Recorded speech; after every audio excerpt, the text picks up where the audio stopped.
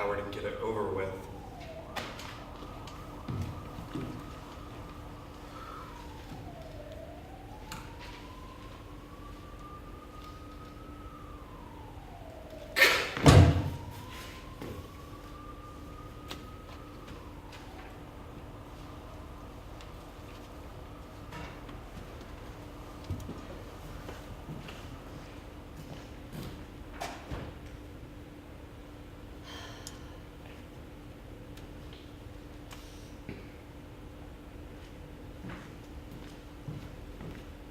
You too, huh? I guess.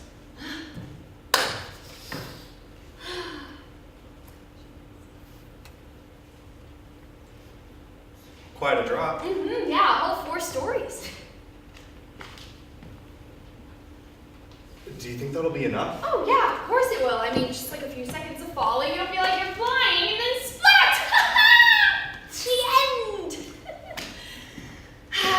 Wow. So why are you gonna do it?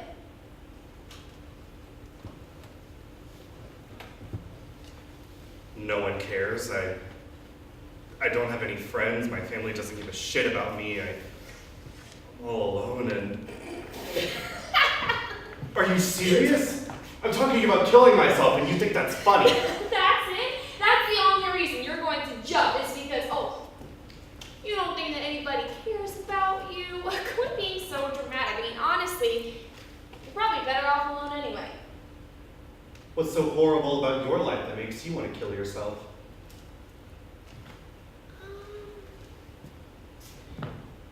My boyfriend dumped me. Boo fucking who? That's not even close as bad as He's dating my mine. sister now. What difference does that make? She and I are twins. Identical twins. Oh. Exactly.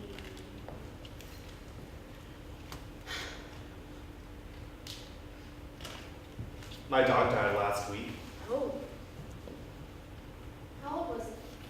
17. At least you had 17 years. I got over my kitten last month just pulling out of my driveway. I mean, poor Ginger was just in the wrong place at the wrong time. You had your own driveway? I still live in my mom's basement. She doesn't even know I'm there half the time. Cannot be that quiet. She has Alzheimer's. At least you got to know her. And your dad? I grew up in foster homes, bouncing around from family to family once a year. I never got used to it. When I was a kid, my mom and dad told me they only kept me for the tax credit. In fact, my dad had them perform a C-section just so I could be born before the start of the new fiscal year. At least they kept you.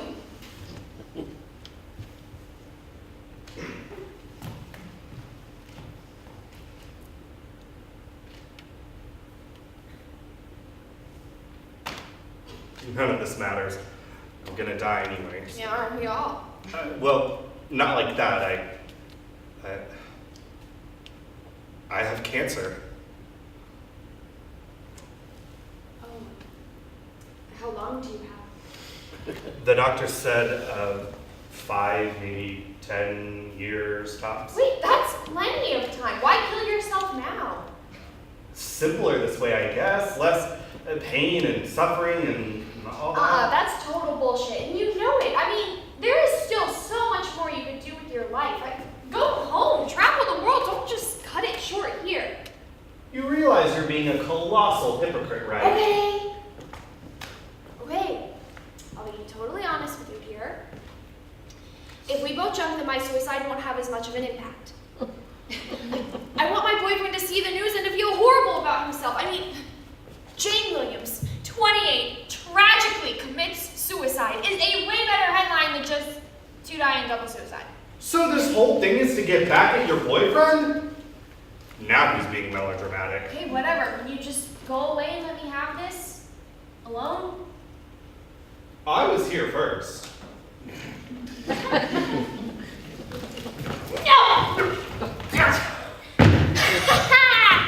Oh my god. What?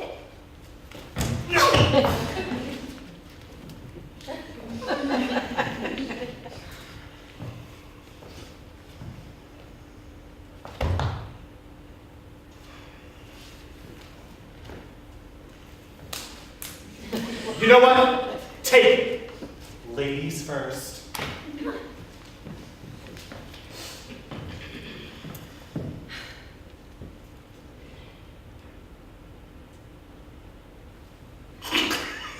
What the hell? Nothing. It's nothing. Go ahead then. Jump. No, seriously, what's so funny? I don't even know anymore. Just hear you, all this, it seems petty now. I don't even think I want to go through with it anymore. Not today, at least. That's just great. You can go ahead and leave now. Yeah, I think I will.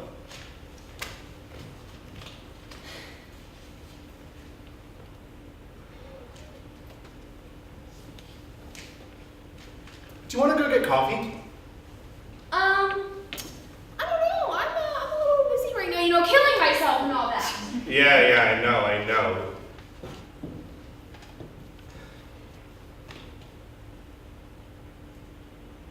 Sorry to interrupt. Go away! Look, let's just get off this roof and get some coffee, okay? I'll pay. Look, let's just talk it all over, and if you still want to kill yourself, then by all means, be my guest, but give it a chance. Fine. Why not?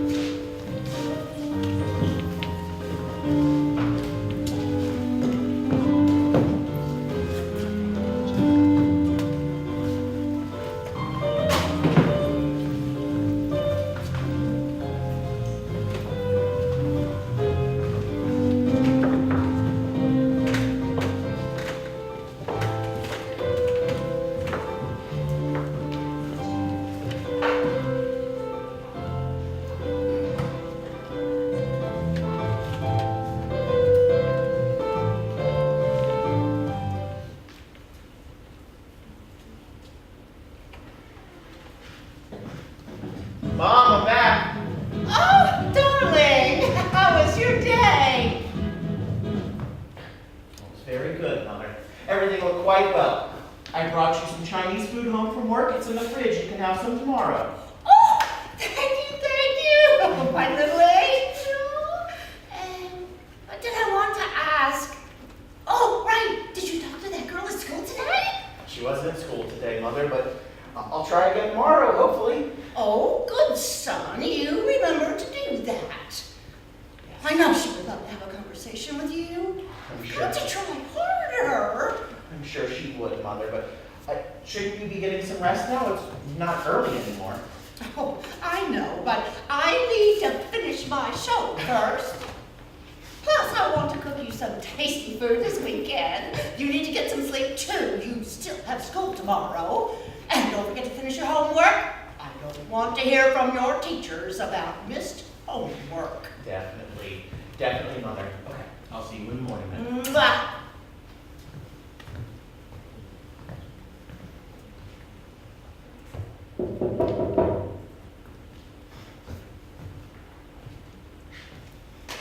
As you can see, sir, your mother has started to confuse her memories, but at least this time she remembered your name. You might have a few months to be with her normally, Ian. Thank you so much, John. You have no idea how much this helps me. It's just too hard for me to see my mother struggling with this miserable thing. Of course. I'm just doing my job. Okay, I'll come again tomorrow, but you really need to spend some time with your mother, otherwise you're really going to regret it. I will, John. Here's the money. $200 in total for pretending to be me, including tomorrow. Thanks, John. Of course. Stay strong, okay?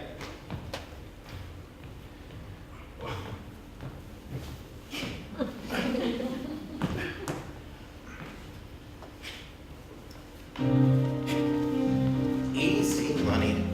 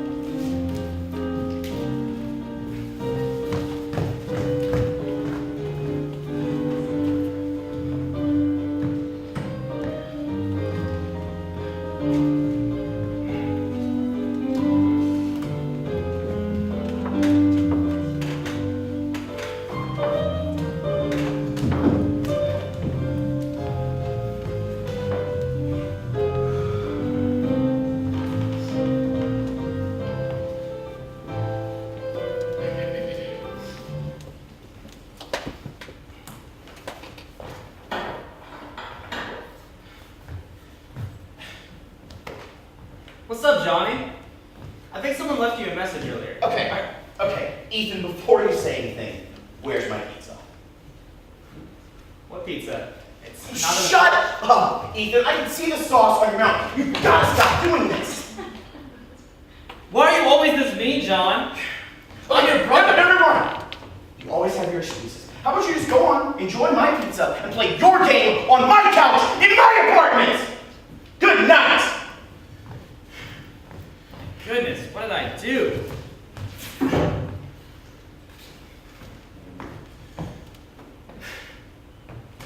Shouldn't have said those things. Sorry, brother.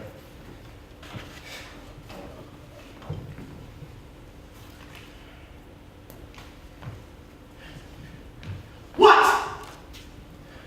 You're no better than me. I'm not.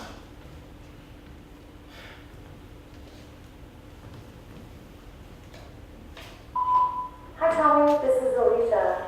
We had so much fun in our last 5 dates, so I was just wondering if you have time for a trip tomorrow night. Well, if you do, just call me. Tommy?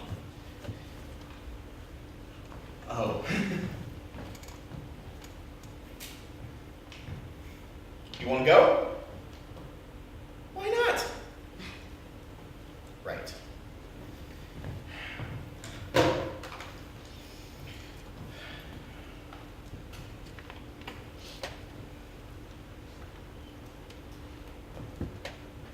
Hello, Alicia. It's Tommy. I just got your message.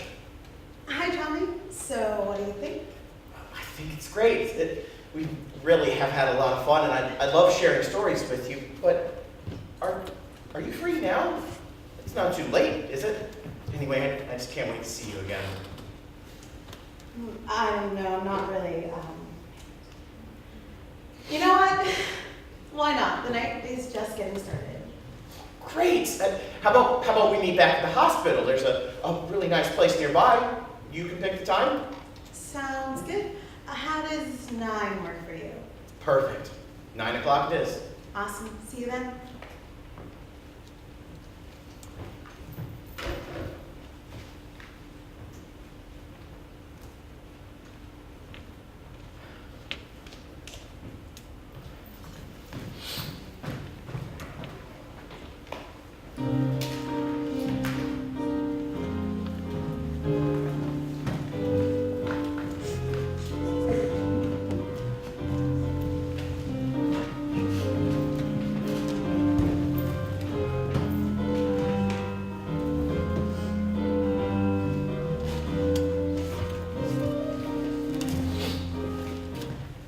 There it is. Thank you for dinner, Tommy. That was so much fun. You're welcome. We had another great conversation. Yeah, that's right, we did. So, do you want to come in, maybe grab some coffee or watch a movie? I'd love to, but it's getting pretty late, isn't it? Maybe next time? I just don't want to interrupt your schedule. Sure, Tommy. Well, good night. You too, Alicia. get some rest.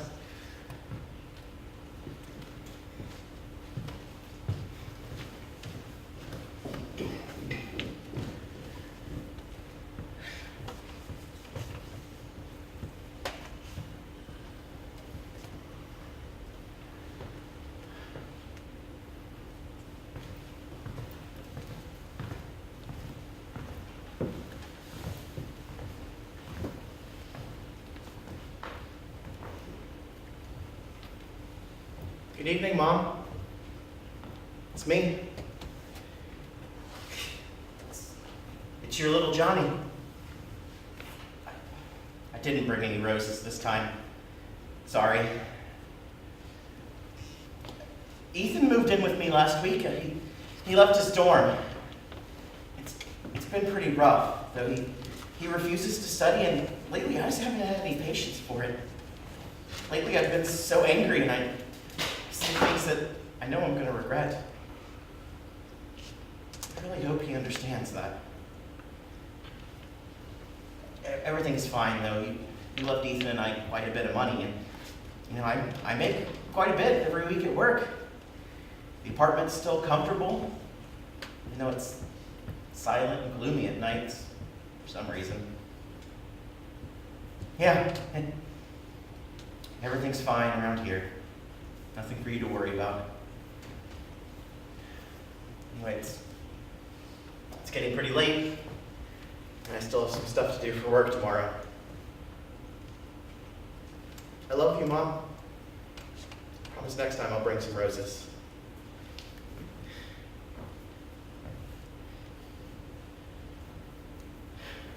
Mom!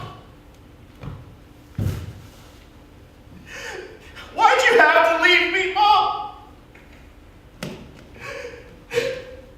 I'm sorry that I lied. Everything around here's not going fine. I just don't know who I am, and I don't know what's going on. Can you just hold me, Mom?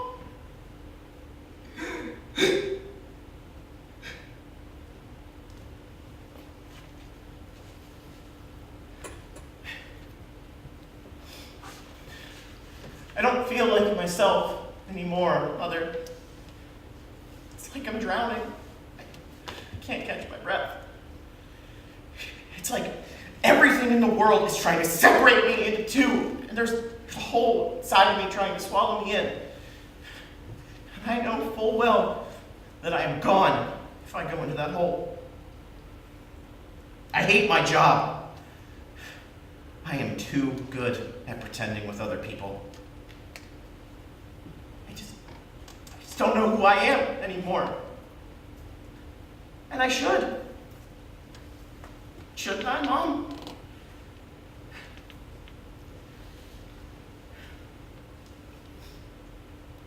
There's this girl I met. Her name's Alicia.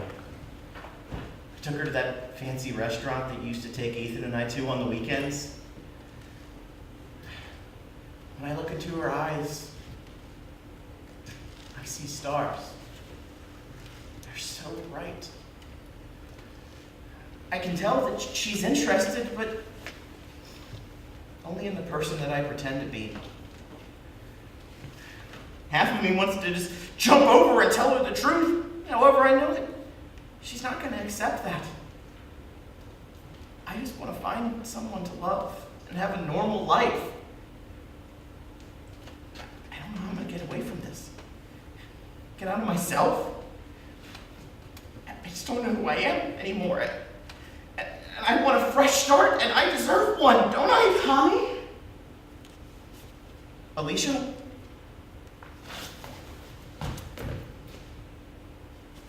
What are you doing here?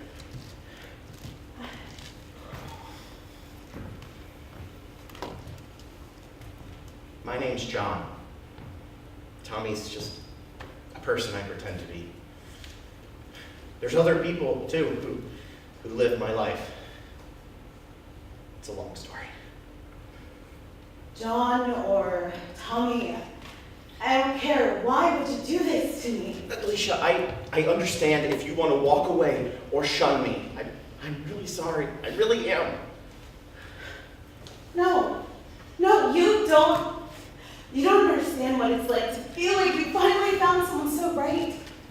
You know, when every part of your body is telling you to give this guy a chance because he might be the one. Now you've been lying to me this whole time. Alicia, I don't know what you want me to say other than I'm really sorry. I don't know or understand what's been going on in my own mind. But I won't get near your life anymore. I assure you of that.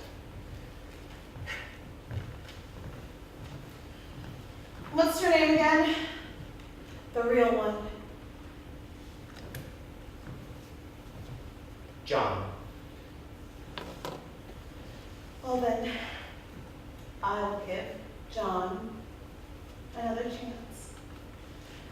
Well, I mean, I guess technically it's the first one, but anyways, if you still want to, come over and give me a hug.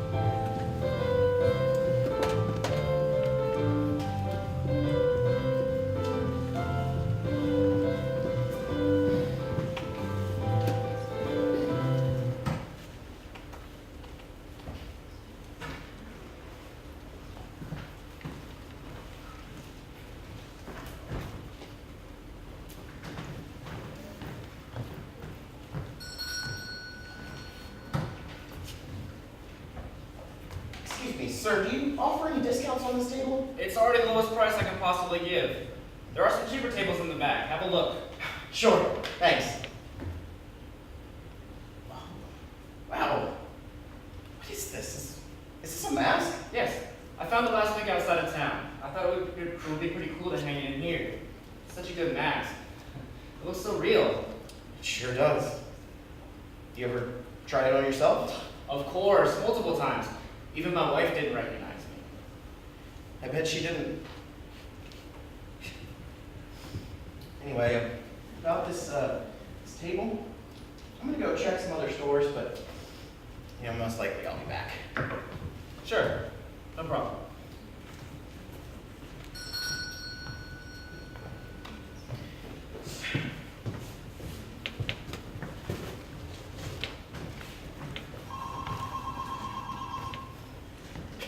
Baby, it's me. You're not gonna believe what I just found.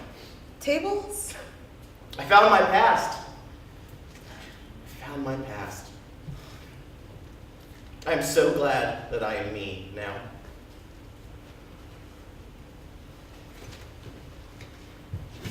To all those who are lost, or who were lost, it's okay to feel this way. But don't ever give up on trying to get back up. Trying to find yourself. At this moment, you have the world. The whole world.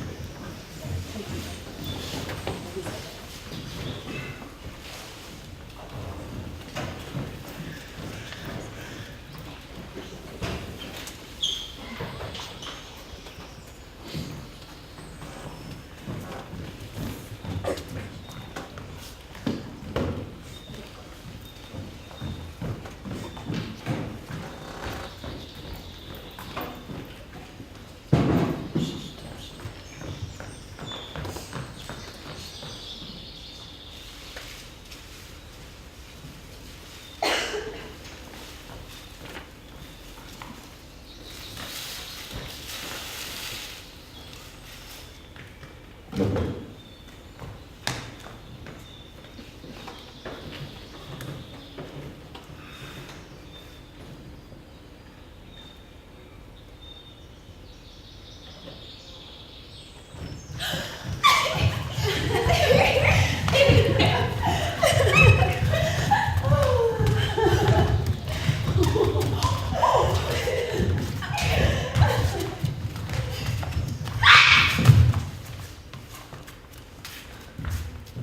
did this come from? Never seen something so tall. It's so scary. Are we sure it isn't dangerous? Maybe it's a flower like us. It's not very colorful. I think I've heard of these things before. Some of the flowers in the meadows told me stories about them. They're called trees. They live in clusters called forests. There used to be millions of them. You mean there are more of these things? Doesn't seem like it'll hurt us. I don't think it can. But we can't know for sure. We should stay away from it. She's right, it could be poisonous. Poppy. Or hiding something sharp. Or it could eat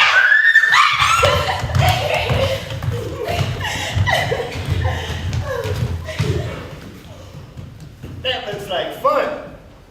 I wish I could join you Why can't you? because my roots are stuck deep in the ground. Oh, You look like you have a lot of fun together. we do. We like to run around a lot. Poppy, she's the loud one. She's super fast. She's fun to chase around. Oh, and Jasmine, she's the one who calls you a tree. She always finds the best places to explore, like this one. Oh, I'm sorry. That's probably a sore subject. It's okay. It's nice to hear you anyway. You're not sad? I can't imagine just staying still forever. It's okay. When you're in one place for a long time, you get to see everything change. Changes? I've never seen anything changing. What color is the sky today? It's purple. Yesterday it was blue. It was! And the day before that, it was pink. And 5 days ago before that, it was purple again. The sky's not the only thing that's different. Sometimes the grass is taller than most days. And then at night, the moon is in different shapes. How do you notice all of these things? I stay still. Dahlia! Dahlia, we must be careful. We still don't know if it's dangerous or not. Dangerous? No, Marigold, you have the wrong idea. He's not. It'll be night soon and we're still far from home. We have to get going. Are you leaving? Yes. I'll come back tomorrow. Are you sure? But this place is a long ways from where you're from. And besides, it'll be a hassle for you to travel back and forth. Once the sun has reached the highest peak of the sky, I'll be here.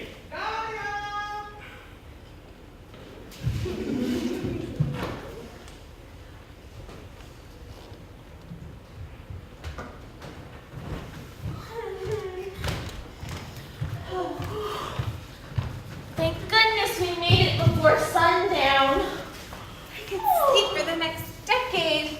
Oh, don't go to sleep yet. We have to decide where we're going tomorrow. If I'm not wrong, there should be a pond somewhere around here. Oh, on the way home, I saw a small stream right below the valley we crossed. Swimming day! I do need more lily pads. What else is there? Well, beyond the pond, there's a bunch of mountains. Oh, and we can always go visit our friends in the meadows. Anything else? No new fields or marshes or forests? Forest? Isn't that where those scary tree things come from? Why on earth would you want to visit a place like that? We've already swam in so many ponds and climbed plenty of mountains, but we've never explored a forest. That's because there are so many ponds and plenty of mountains. We've never come across a forest before. Isn't that strange that we've never seen one before? Something so scarce can't be safe. Don't be ridiculous. Think of all the new fun things we could find. Yeah, like monsters with fangs and poisonous bugs. Dahlia, we don't even know if these forests are real. If we were to go explore one, we could be searching for nothing. I say we stick to the basics and head to that pond. All those in favor, raise your hand. Sorry, Dahlia. Now that's settled. I'm ready to pass out. I call this soft soil. Hey, it's my turn to sleep on the soft soil! Please don't bicker. Hold on. They may be right, you know. Or wrong. We always say we want to try new things. So why is it that whenever we're too unfamiliar with something, we run away from it? There are so many places that we know of that we haven't explored, and why would we choose to search for something that might not even exist? But you said it yourself. There are forests out there somewhere. They're just myths. Trees are just myths. They're just mythological creatures from stories passed from flower to flower and eventually is passed to me. Then what is Willow? And where did he come from? Willow? The tree we saw today. His name is Willow, and he told me that he was a tree. Wait, he talked to you? And I talked to him. He wasn't dangerous at all. He can't even move. You're sure you're telling the truth? I would never make up something like that. Fascinating, absolutely fascinating. What? A part of me wanted to believe it when I saw him. I was so sure of it, but I didn't want to get my hopes up. Of course. It makes sense. Jasmine, what are you talking about? What makes sense? Well, trees aren't real, or they're not supposed to be. According to the storytellers, they're just from tales. But if you talk to him, and then he talked to you, trees must exist. Then does that mean there are forests too? Definitely. Okay, look at this picture. It's just a bunch of squiggles. Well, this book is very old, so a lot of the drawings look like nonsense. But if you look a little closer, see those straight lines coming out of those squiggles? You look even closer, it kind of looks like... It looks like willow! It's a bunch of willows! And look, they're just beyond the lake that we explored. If they were right there, then how did we not notice them? There must have been a mountain or a hill that hid them from us. This is great! I have to tell Willow tomorrow. So you're not going to go to the pond with us? The others won't like that. Marigold will be worried sick. I made a promise to him. He looked so sad to see me go. I can't imagine just staying still forever. Then take this. Maybe there's some other pictures in there you can show him. We have to keep it a secret from everyone, though. If they found out, they probably wouldn't let you go. It's getting late. We should get some rest. The sun is setting. You can go on. I'll be down in a minute. Hey, Jasmine. The sky is purple today. Huh? Guess it is.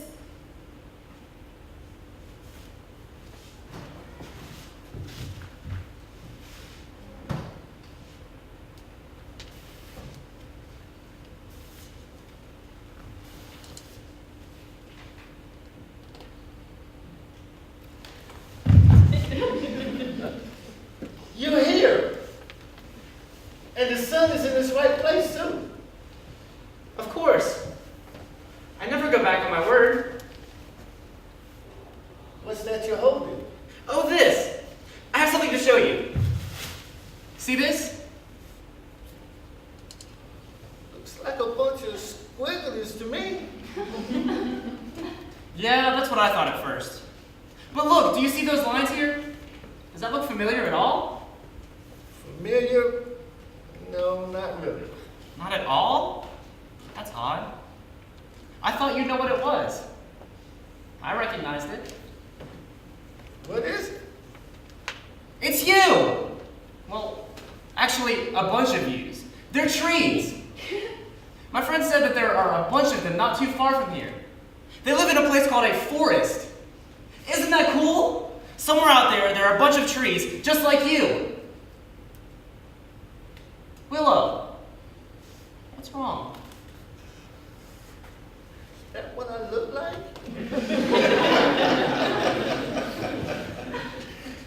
Yes? are a bit abstract, but it's relatively similar. Why? Willow, have you never seen yourself before? I can't. You've never looked in a pond or a really shiny rock? What did you think you looked like? I figured like you and your friends. That explains why they saw me differently. Why I scared them away. They weren't afraid at all. They were just cautious. You know how some are. Hey, your friends can't help who they're afraid of. Especially when you look the way that I do. Don't say things like that. You're not scary at all. No one should be afraid of you just because you don't look like them. You may be different, but you're still beautiful in your own way. I want to believe you, Dahlia. I really do. But stay in the picture. Just a bunch of squigglies and lines. Then I'll just have to show you. What do you mean? If this forest really is full of trees that look like you, then you'll see what you really look like. That's when you'll realize. Realize what? How beautiful you are. Dahlia, you're not making any sense. How can I see the forest? I can't move, remember? Then we'll find a way to move you. Move me? I don't think that's possible. Of course it is. We just have to think really hard. What if I made a wind strong enough to blow you away? That won't work. Plus, I'll only tip over. Besides, you can't create a wind that strong. That's true. What if I did tip you over and rolled you all the way there? That don't sound too pleasant. Really? It sounds like fun to me! Poppy! Oh, oops.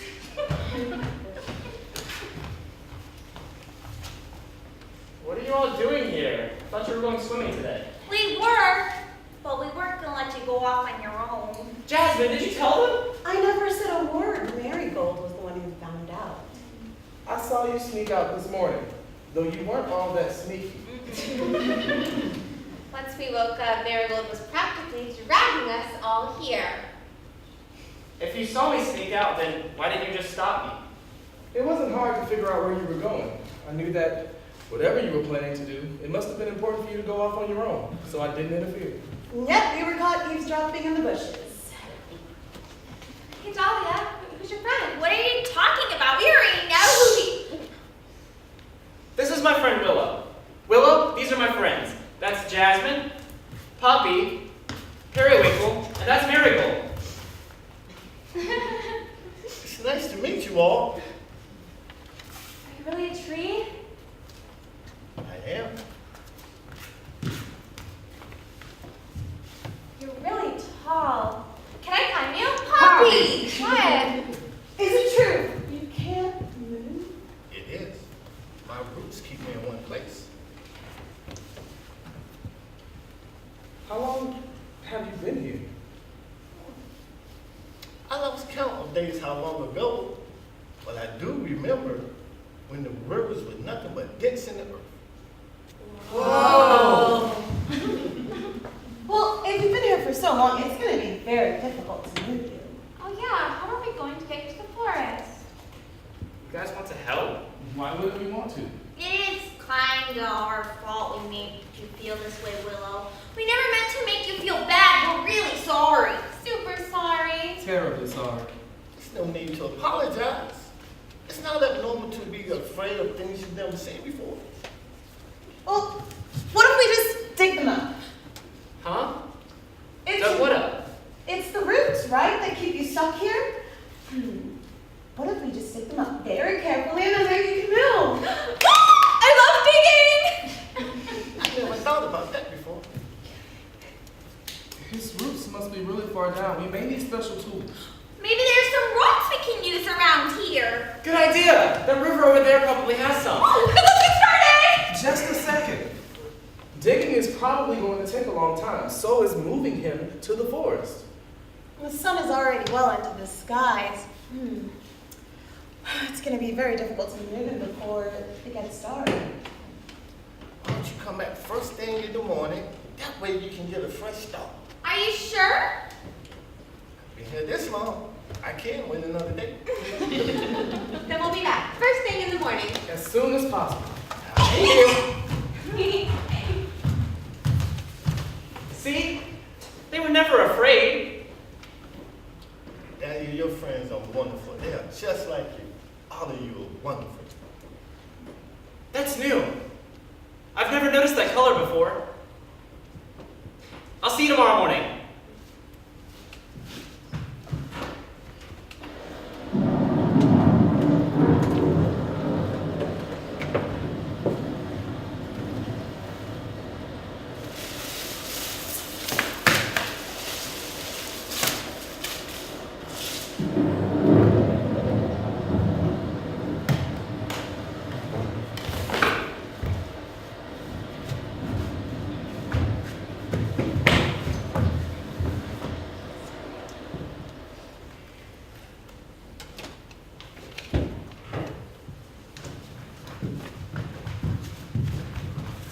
Willow!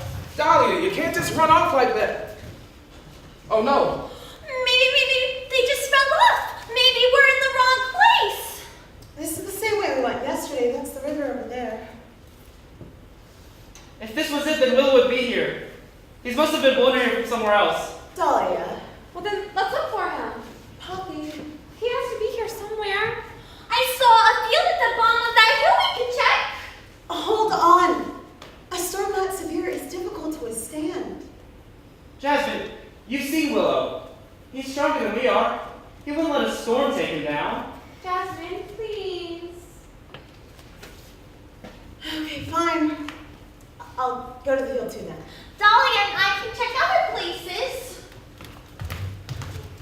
Dahlia, if we don't find him, you know what I know. means. I know.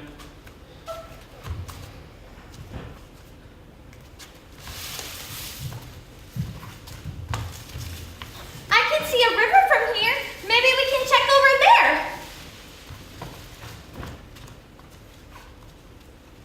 Dahlia? Now when he comes back, he'll know where to find him. He'll be really grateful. I haven't known him for long, but he's already taught me so many things.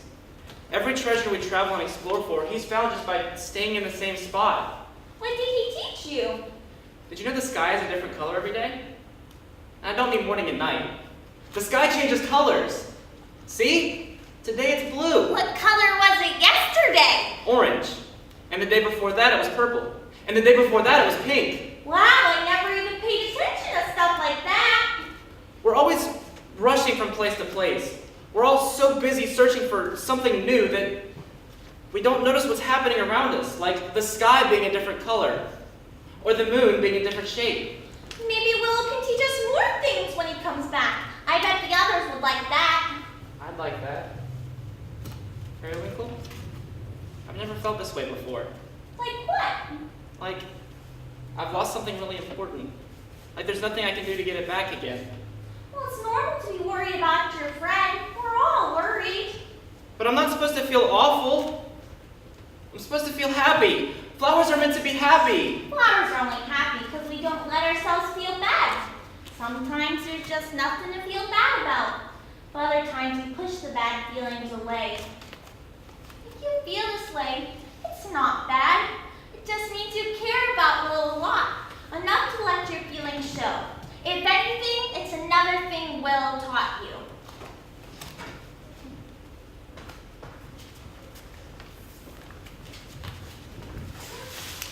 Someone a little help? Poppy? Are they all right? We found him at the bottom of the hill. He must have rolled there. Willow? Willow! Is he okay? He was like this when we found him. We tried waking him up, but we haven't had any luck. Most of his branches are gone. Maybe we have to put them back on. Jasmine, do you think that would work? Well, it's worth a try.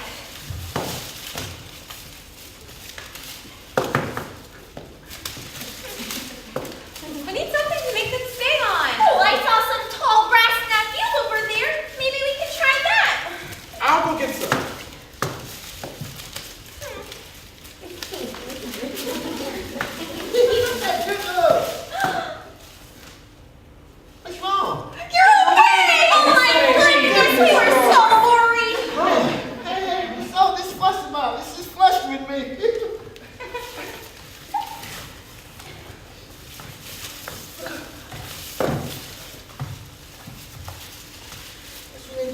roots back together. Must have been so scary. The wind was so strong and you tipped over and you rolled all the way down the hill. I don't remember none of that. You don't? I knew the storm was coming, so I decided to get me some rest. And I'm glad I did. You slept through all of that? I needed to. I needed that rest. But now my limbs feel so much lighter than yesterday. If your roots really are loosened, does that mean we can take you to the forest? Oh yeah, you're not stuck in the ground. Now we can move you. Oh, I don't think that's a good idea. Well, why not? I mean, we saw how this storm affected this place. Who knows what happens to the fields, the mountains, and the forests? You're right. I mean, we did have trouble getting through all that mess on the way here. Imagine carrying Willow through all of that. Well, maybe we could pick it all up. We've managed to get all these, and the area already looks so much cleaner. What is that you're holding anyway? How did we not think of this sooner? We don't have to take you anywhere at all. Well, I thought that you wanted to show them to the other trees. Willow, this is you. Me? Yes, those are yours. The storm loosened your roots, and it knocked off some of your branches as well. All of this is me? This is what I look like? Willow, this is you. Does he like them? I think he likes them! Just a bunch of them, though. Oh, don't Did all worry. of them fall off? You still have some left. And we'll grow back. You see it now, don't you? We may not look exactly alike, but you're still beautiful. Not all beautiful things look the same. The sea is pretty, but so is the sun. I guess you got a point there. I never thought about it that way. Don't you want us to take you to the forest, though? There are a bunch of trees in the forest. You can make friends with a bunch of trees, just like you. Guess we got a lot to clean up, but after we did that, I can consider that. But I made all the friends I needed right here. Well, I think we're all a bit too frazzled to explore. Let's stay here the rest of the day. That's if you want to do that. That's fine with me. And I can tell you some more stories.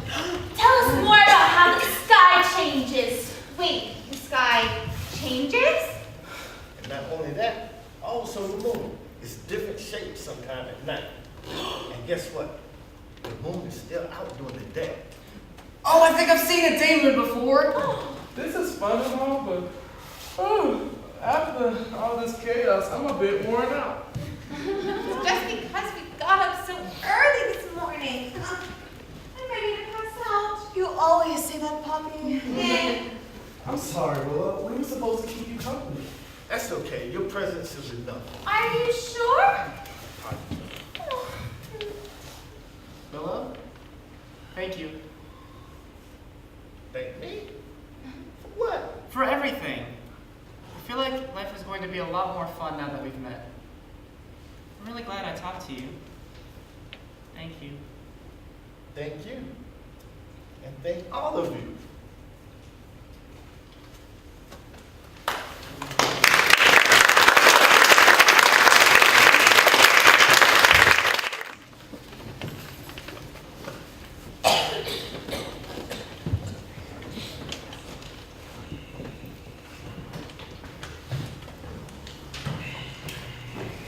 Hell yeah, our first stakeout.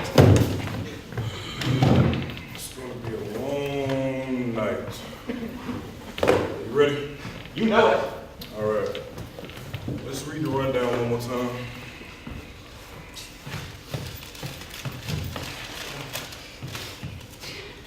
It says we're looking for a man who's running a drug ring, and the only things we know about him is that he has a dragon tattoo, and he goes by the name El Chapo Numero Dos. Wow. Very original. Yeah, I know. The nerve of this guy to compare himself to El Chapo. He's not nearly that successful.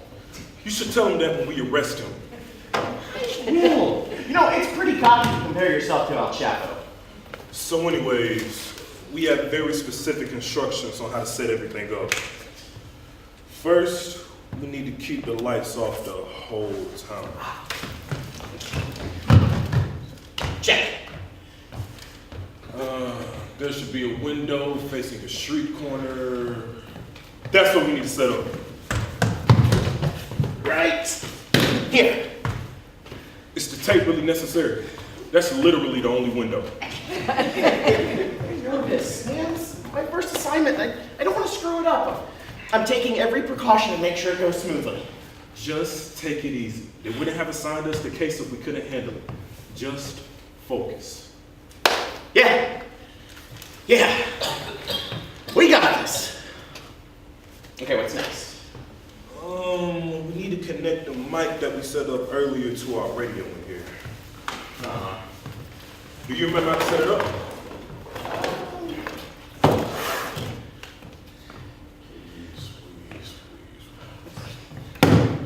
No. Crap. Me neither. I thought you were paying attention when they were explaining it to us. That's why I didn't. I was paying attention. Kind of. Then what do we do? Well, I'm sure we can figure it out. I mean, how difficult could it be?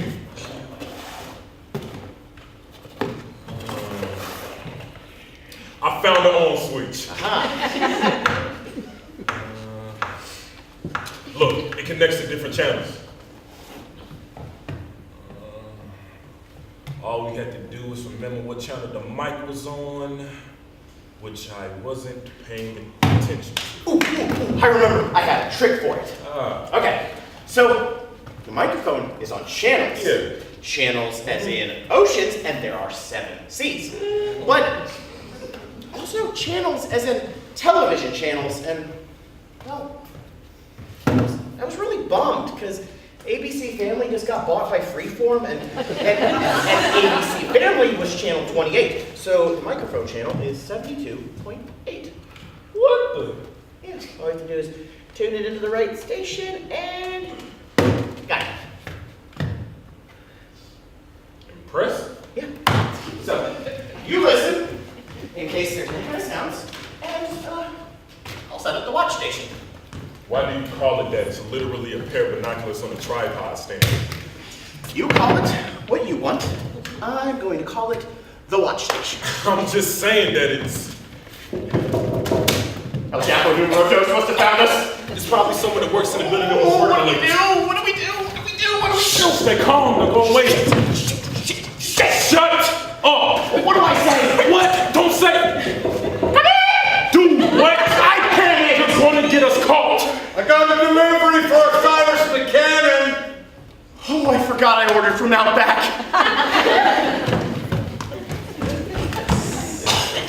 Hi, how are you? Good. Thanks. That's gonna be 2209. Change. Oh, thanks, man. Have a good one. You too. Are you kidding me? You ordered from Outback? Yeah. I thought it would be funny. How? What do you mean funny? You know, just it's a stakeout with steaks.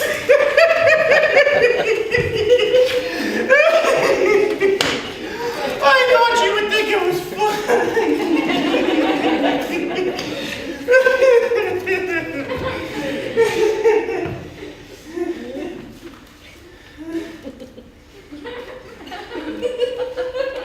Okay. That was pretty funny. But seriously, you could have gotten us in major trouble. No, it's fine. I used a fake name. Cyrus Buchanan? I could not have thought of a faker sounding name if I tried. Well, I did try. And now we have food and a hilarious pun. And I figured out how to get the microphone to work, so would you stop getting angry with me? Well, I wouldn't get angry with you if you would just do what we came here to do and take this more seriously. I am trying to, but I also want to enjoy myself. If I'm not having fun, then what's the point? You can enjoy yourself, but you need to know when to stop messing around. I mean, seriously, who orders food when they're trying to stay hidden? Okay, fine. If you're not hungry, then you don't have to eat anything.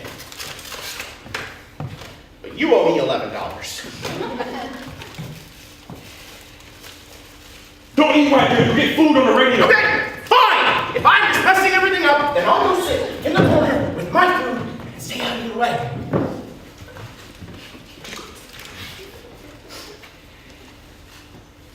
Boy, if we still get this food right now.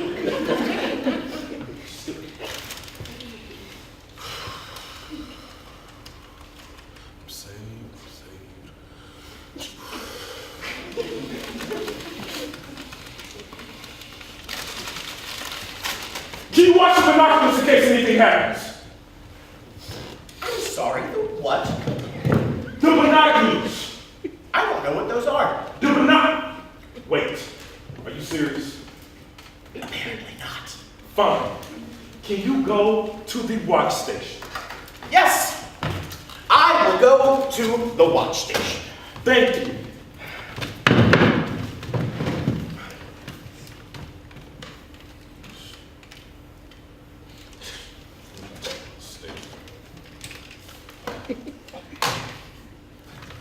What? That steak joke was pretty good. Yeah, it was, wasn't it? Look, man, I'm sorry I ordered food. I'm sorry I snapped on you. I know you're trying, and that steak joke was pretty funny. Thanks, man, I appreciate it. Thanks for your help with the mic challenge. I couldn't have done it without you. I wouldn't have figured it out if you didn't know how to turn it on. Speaking of which, maybe we should get back to that. Yeah, right.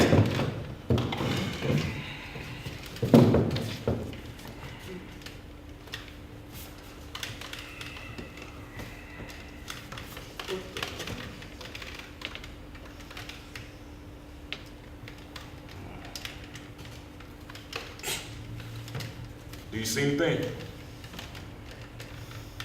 No, nothing yet. You? The only thing I've heard is some argument between a street performer and some drunk guy heckling him. Wow. Should we break that up? Nah, they're done. The drunk guy eventually passed out. Nice.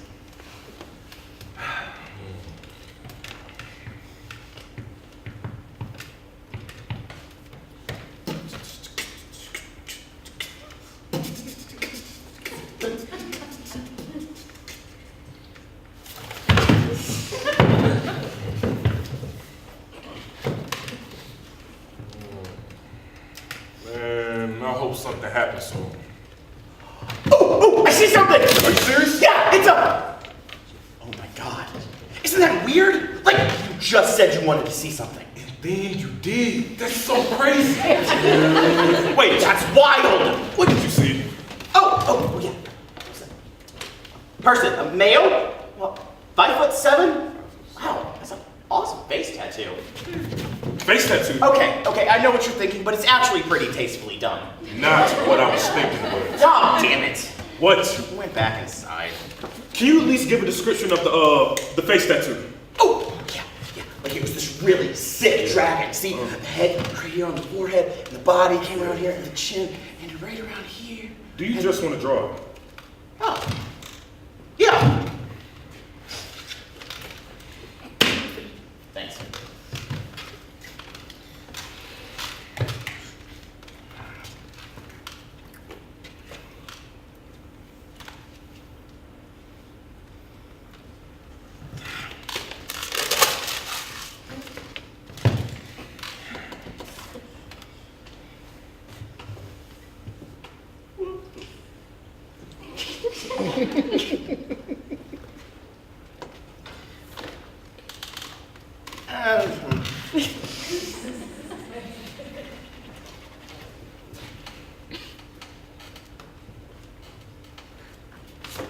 Here. That's not a dragon. That's a manatee giving birth to a palm tree. Or is that a salad? Is that a manatee eating a salad? No, it's a dragon. Then what's all of this? It's fire. It's a fire-breathing dragon. That is not a dragon. Yes, it's this. See, the head is here. The tail is here. The body. Oh, admittedly, the body looked a little bit slimmer on the actual face tattoo, but it's the body nonetheless. Let me try to redraw your dragon. Well, how will you draw the dragon? You didn't even see it. You won't be able to capture the essence of the dragon. Neither could you, and you saw it. Let's at least try. Describe it to me. Okay, fine. It was a black dragon, and the head was here on the forehead, and the body came around here on this cheek, and the tail ended right about here on his chin. and there was fire covering the other part of his forehead, and there was a wing on this cheek, and you see the wing was down because the dragon was flying, and it was a pretty cool tattoo. And done. Is that about right?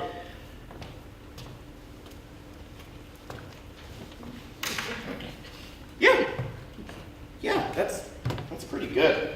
Is it accurate? Only thanks to my extremely detailed description, so you're welcome. Are you serious? What? Are you jealous that I can draw a dragon better than you? What? No! Why would I be jealous of your awesome dragon? Come on, you're obviously jealous. Okay, let's just drop it. There's no reason for it. Can we please just drop it? Fine, you will drop it. Wait, the dragon tattoo! I said drop it! No. El Chapo Numero Dos has a dragon tattoo. That doesn't mean It's him! Oh, we found him! We found him! I'll call the assistant director. You keep an eye on him in case anything happens. Okay. Oh, he's come back out. He's with another person, male, 5'2", maybe? Jeez, this guy is really short. He also has a tattoo, but this one's on his arm. Hello, sir? We spotted El Chapo Numero Dos requesting for backup immediately. Yes? Yes, sir? Thank you. Oh, shit! What? I think he saw us. What? What is it? Well, he was looking up in this direction, so I think he saw us, but let me check again. What is sauce? How do you know? Oh, shit! He was looking up in this direction and giving the middle finger, so yeah, I think he saw us.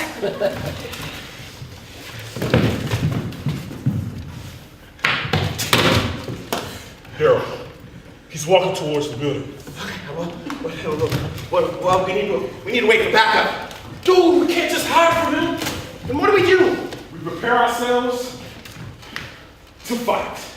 No. We barricade ourselves in, and we wait for backup to show. No, we need to catch him. We need to set a trap. We don't have time for this. We need a plan of it.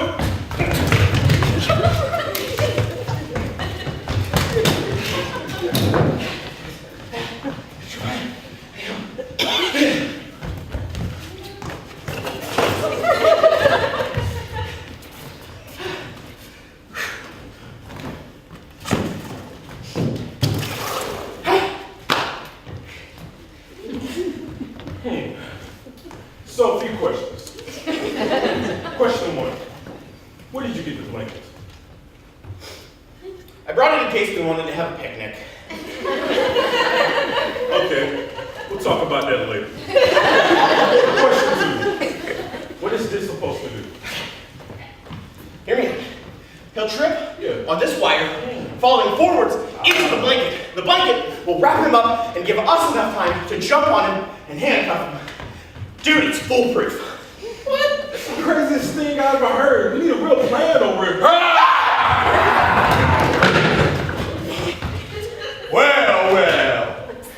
What's going on in this room? You trying to spy on me? What? Us? No, we would Oh, shut up! I didn't come here to listen to those stumbling fools. They to bust some pieces of shit trying to catch me. Sir, if you do not back up, we will have to use force, and I'm not afraid to shoot. Well, that's just great, because I ain't afraid to get shot. Okay, this might not be the right time, but that's one of the most badass things I've ever heard. Shut up! Shoot, Jonathan, shoot! What if I hit you?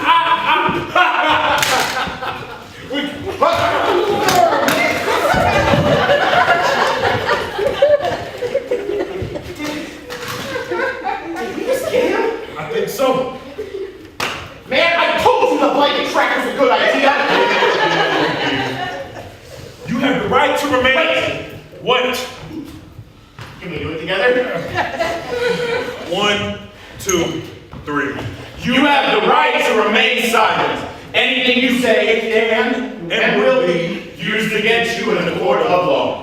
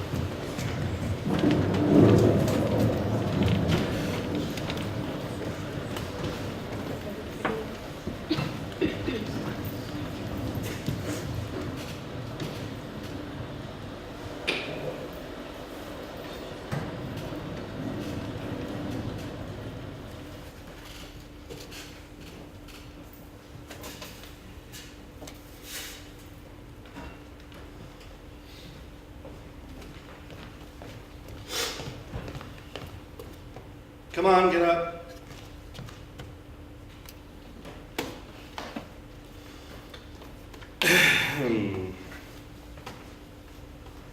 Ivana Brown?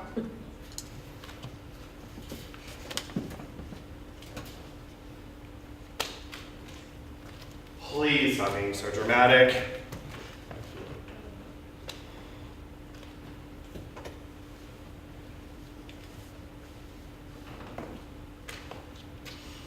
Ivana Brown, my name is Brian. I am here to... What the hell?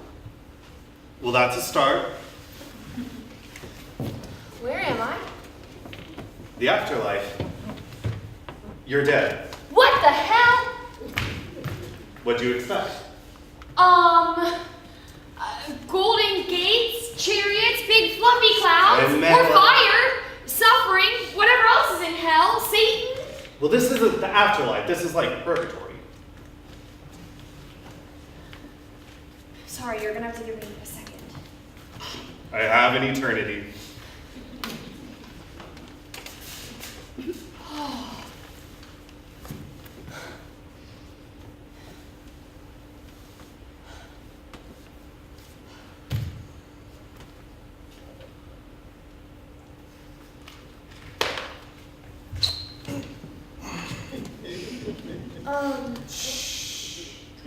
The longer you take to adjust, the more time I don't have to do anything.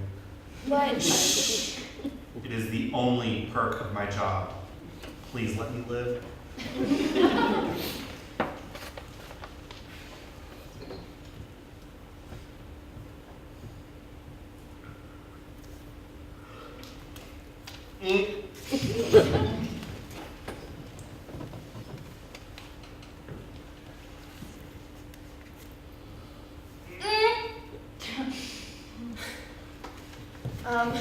Brian, I'm panicking.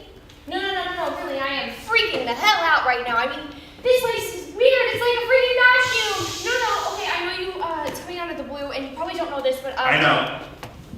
You do? I know everything about you. It's all here. Yeah. This is the anxiety, isn't it? How did you? I just kind of do. I have a best friend. He has it. I've seen it a lot. Angels can have that? We're not really angels. We're like angel interns. Unpaid interns. Sucks ass. You can say ass. I can say a lot of things. Not an angel technically, not a demon either. Just Brian. Brian. Feel alright? I think so. Not great. I'm still dead. If it makes you feel any better, I'm technically dead too. Oh, it does. Kinda. Come on. It's time for the real part of my job. Which is? I judge your sins. Oh, God. Like that. It's technically a sin. God. Shh. Gosh. Sorry. And now it's revoked. See, that's how this kind of thing works. You sin, sure, but you regret it, and it all evens out. It's how we weed out the really bad ones. So how do I look? A little disheveled, but you did just die. I meant my track record. Not bad at all. Never done drugs, well, hard drugs. Hey. Never had sex Hey. either. Hey, don't hang me. I am only reading what I see. Well, good news is you would be set to go to heaven. Would be. Oh, the whole being gay thing? No, everyone is a little bit gay.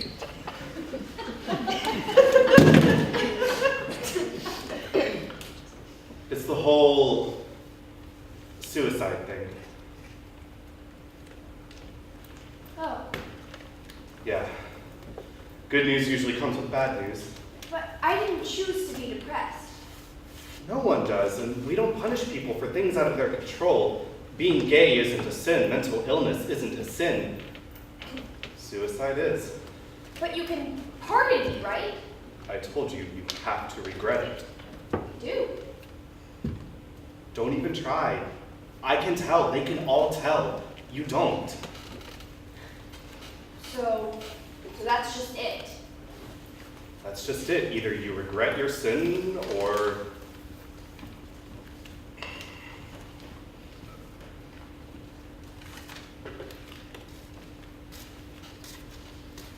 Wait! There is a way. Yes? It's not by the books per se, and to be honest, I've never even done it. It's just very... Okay, what is it? I send you back.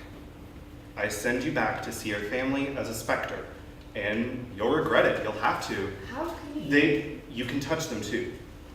They won't feel it, but when you touch them, they'll speak to you.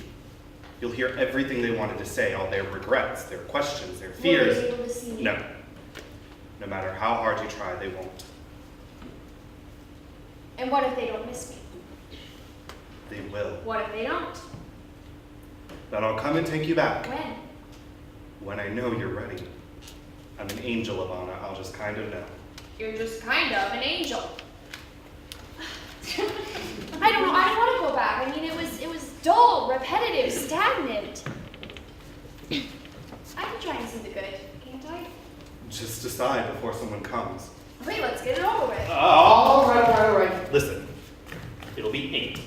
A couple of hours after your death, your family rushed to the hospital the second they got the call and have been gone for a few hours. They'll be coming back soon, but listen, Ivana. Grief changes people. It hurts their very soul. It shrinks it down and it fractures it. You'll hear everything they wanted to say, so you'll know this soon enough, but they loved you. Let's just hope this works. Wait, no, I can't do this. This is too real. Brian, come back! Please? Thought I left this house forever. Guess I still did.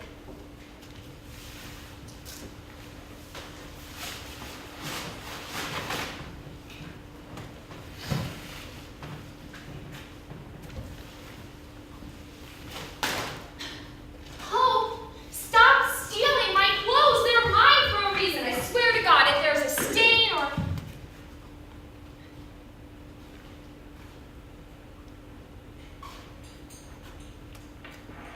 Oh.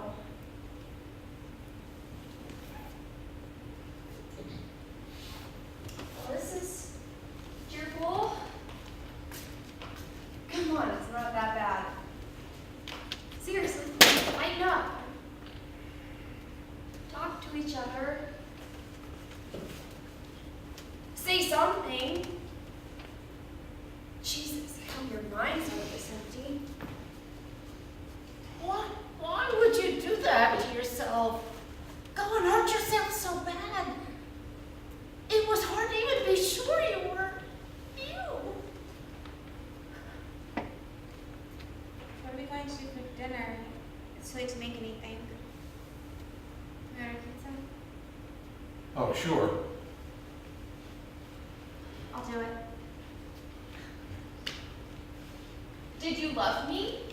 Did you care? Do you even care that I killed myself? I mean, come on, talk to each other. Talk about how much you loved me, how much you miss me. Are you mad? Good, get mad. Get really mad. It'll let me know that you're feeling something. I mean, your daughter's dead and you're saying nothing. You should be screaming, yelling, at least crying. I mean, say something, anything for God's sake. I knew it. I don't think I'll have any pizza. Well, you should have said that before Hope ordered. She hasn't ordered yet. Well, are you going to tell her? I'm cold. Her jacket is on the floor.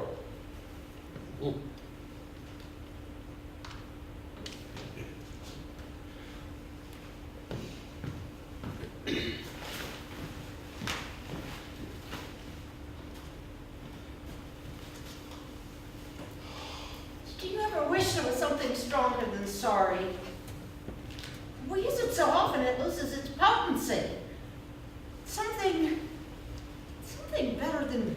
very sorry.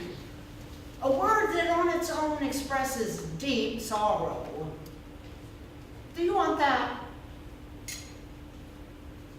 I do. I've wanted it in the past to describe things, but I've never wanted it more than I do now. This was her jacket. She should have taken that one with her. It's ugly anyway. I took yours. She took yours. I know.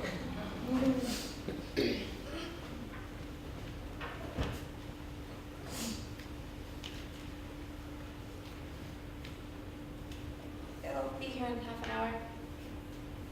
What will? Pizza. Is there anything else? Mom, Would you get a tissue for your mother, please? we don't have any. Oh, there are tissues. We use them all. Well, I just don't want her using that jacket for a snot rag. It was expensive. It was hers. I'll go buy tissues. No! Please. Don't go.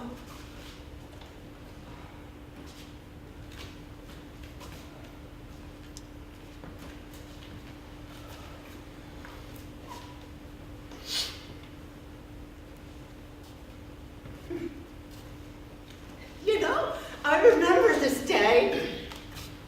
You were 2, maybe 3. Your sister had gone off to her first day of kindergarten. Oh, you loved to run. You'd run around the house all day. But not today. Mm-mm. You toddled around, looking under the furniture and behind the curtains. You were very thorough. I asked you what you were doing, and you told me looking for hope. And I said, I'll look too. So we ran around the house looking for someone who wasn't there for hours. And then we took a lunch break. I made you a peanut butter and banana sandwich. Daddy came down and I told him what you were doing, and he said we could go to the top of the street and wait for the bus to come. I agreed. And you were so excited. You grinned with a mouthful of tiny little teeth. The two of you put your shoes on, and he scooped you up, swinging you and spinning you and singing the Wonder Woman theme song. But instead of Wonder Woman, he said Wonder Baby. I laughed, and he took you outside. I grabbed my jacket and I was slipping it on when I heard you screaming. He had dropped you and you skinned your palms. I was furious. He was terrified. I took you inside and cleaned you up, and he went to get your sister, and you couldn't go with him. All you could do was cry. Still, it seemed somehow cute. Everything you did was cute. Your yawns would melt my heart.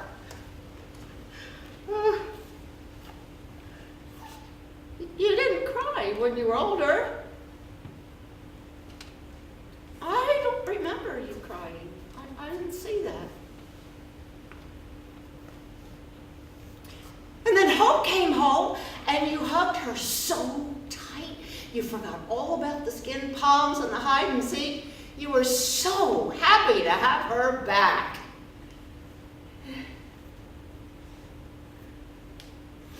I just wish I could hold you one last time. Tell you it'll be all right. Because it would be. I would make it be all right. I would have done anything. But it's not all right. Not anymore. I don't think it'll ever be right again. How do you feel? I don't know. This scared and guilty. Oh, we all do. We all do. We bad parents? It doesn't matter. We look like bad parents, at least. Did we say something? It was Do her something? fault. It was her fault and hers alone. If she were really so messed up, she would have said something. We could have fixed her. But she didn't say anything. And look where that got her. You should call your parents. Oh, How is that we'll even call them coming to your tomorrow. head right now? Oh, we'll call them tomorrow. It's getting late. It's not that late. They go to bed early. Well, they would want to know. I'd want to know as soon as possible. That's no one's fault, Dad.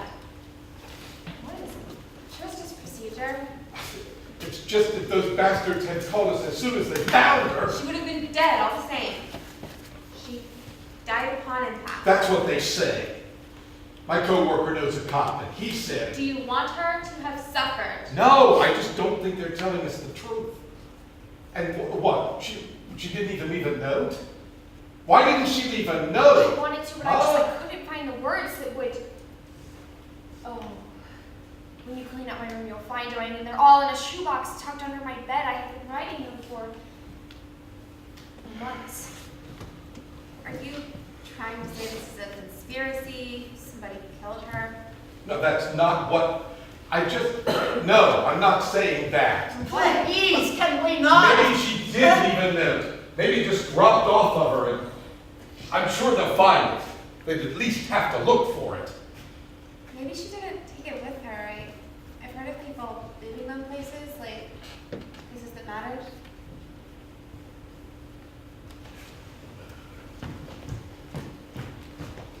No! I'm still hung up on. Oh, you would know. No what? If we were, were we? You're not a bad parent, Mom. None of this is your fault. What? Don't think for What? a moment. Why did she leave? Was she unhappy? Was she unwelcome? There has to be something. It can't be without reason. There must be a reason. Oh, she would have spoken to you. Please, you must know. That's the thing, I don't know. I can't understand this. I'm trying. Ivana, trying as hard as I can. You know it's going to be hard. Going through life, acting like things are normal. I can't see myself going through the motions alone. Growing up, getting old, which you'll never do. So why did you leave me? Why did you leave me to deal with all of this alone? Did you not want to age with me? I'm your sister. I was your sister.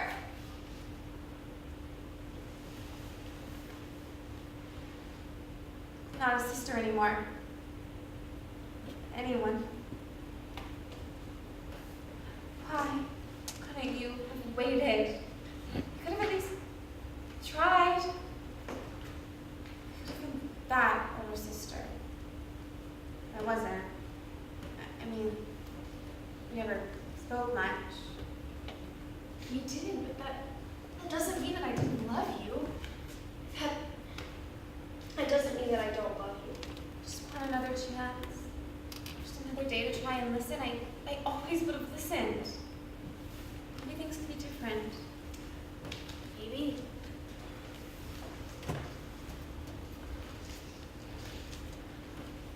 Was this inevitable? Was this bound to happen? I don't think so.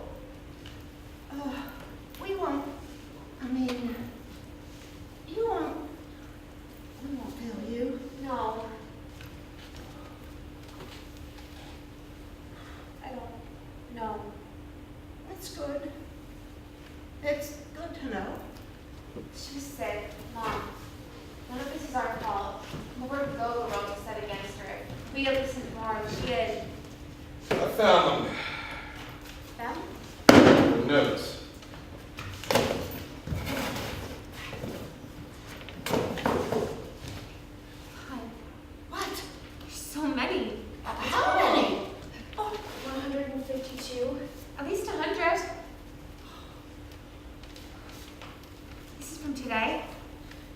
And this one?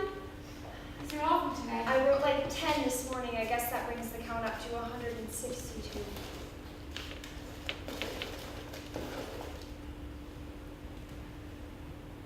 February 8th, 2012? Oh, that's Holy hell! so old. I only wrote a few back then, I swear. No, thank you. I mean,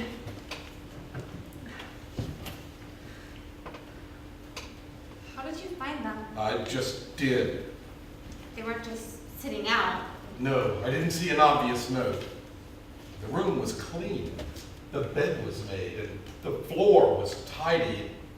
I looked everywhere. Room's not clean anymore. Look through her stuff. I was looking for a suicide note. Pardon me if I didn't just give it a casual glance. It was her stuff. Her room, her rules. Well, she couldn't really enforce the rules anymore, could she? She couldn't say anything we haven't heard. And what do you call this? You found what you want and you don't even want to read it? Here, read them. Read them all. Maybe then you can understand how she would kill herself. She took the easy way out, didn't she? Instead of dealing with her problems like a normal person, she just decided to kill herself. She was sick in the head. Hell, she could have been retarded. She wasn't stupid. Then why else did she jump off a bridge? To see if she could fly? She was depressed. Bullshit! Every kid these days wants to assign words to his problems and then use those words like an excuse. She never did anything to try to fix herself. She just leapt off the nearest ledge she could find like it was a solution to her problem. It was. You know what her idea of coping was? This. These notes. This pen and paper. You know what would have been smart? Talk to somebody. Anybody.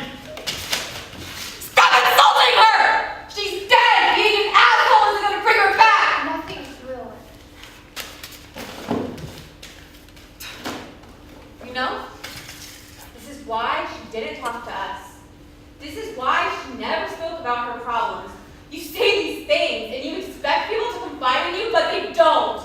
They bottle it up and they kill themselves.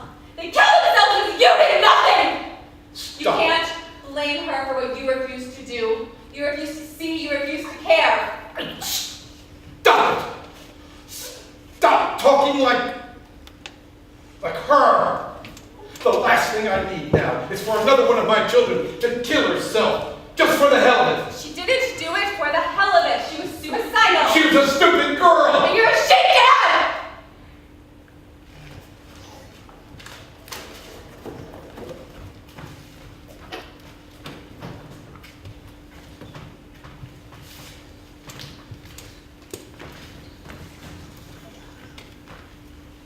I failed you. God.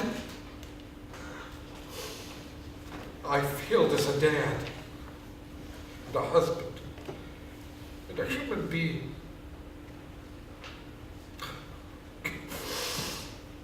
I failed you in so many ways I can't even count. It was the worst mistake of my life. I'm scared, Yvonne. I'm terrified. I don't know what to do. I don't know what to do. I shouldn't be a father, and I'm not. I'm not a role model, an inspiration, not even close. I thought we were doing well. I thought you were happy. Come back. Please come back. I'll try. I will make the world for you. I would conquer the world just to have you back. I would do it just to see your smile one more time. You did it so rarely. I'm so afraid of what comes next. If you can hear me, no, if you can hear me, I'm sorry. I'm sorry. Come back.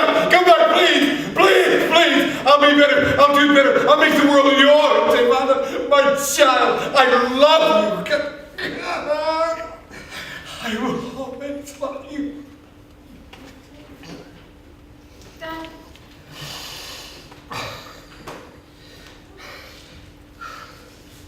No, I can't go. You regret it. Of course I can't leave them. I don't want to go. But you have to. I don't care. I don't care how good heaven is. I don't care if it's the right place to go. Unless this is heaven, my old life, my good life, then I don't want to go. I can only break the rules so many times, Ivana. I'm not cruel. You can say goodbye. I just want her back. More than anything, Yvonne. Love you forever. I'm sorry. Almost. I can almost feel her.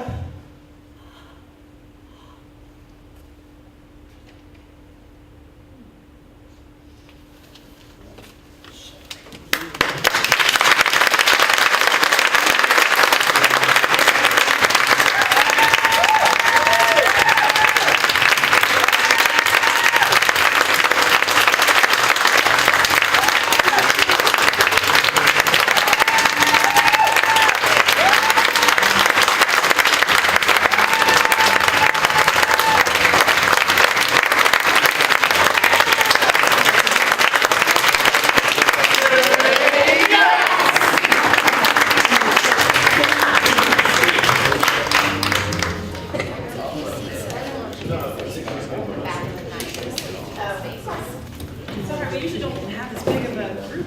There's a lot of us. So this is a chance to ask any questions about the process, both the writing and the process of producing the plays. What we'd like to do first is we're going to go down the line and have everyone, this time why don't we mention your name and the play you were in. Last night we got to a habit of clapping after every single person. That's a lot of work. So let's acknowledge the playwrights when they introduce themselves with a round of applause. And for the actors, they already got theirs. So they are very deserving, but we'll be clapping a long time to clap for everyone individually. So why don't you go ahead and start? I'm Lucia Foster. I directed Masker and Stems and Branches and Repent. I'm Maxinella. I was in Masker as well as Stems and Branches. I'm Abby Shorter, and I'm the writer of Repent.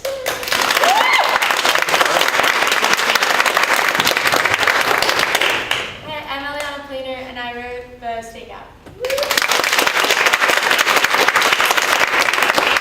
I'm Keeland. I was in Goodbye Cruel World and Repent. I'm Julia McCord. I was in Repent. And Masker. I almost forgot. I'm Spencer Nunn. I was in Masker and Stakeout. I'm Fred Corlett. I was in Stakeout and Repent. My name is DeAndre Sanders. I was in the Stakeout. My name is Blake Lee. I was in Massacre and Stems and Branches. My name is Anthony Cooper, and I was in Stems and Branches. I'm Cal Baumgartner. I was in Goodbye Cruel World and Repent. I'm Abby Patrick. I was in Stems and Branches and Repent. I'm Vincent Drayton, and I was in Stems and Branches. All right, we'll give them a collective round of applause.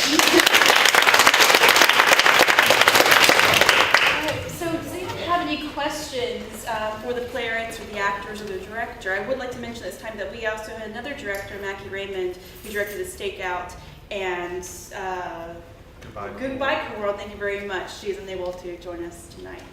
Any questions for anyone here? I'll get us started. My question, I know some of you say last night, so forgive us if we have any repeat questions, but I would like to start out with maybe have the playwrights describe a little bit about the process, what maybe inspired the idea for your play. So I'm going to start with whoever's ready, I suppose.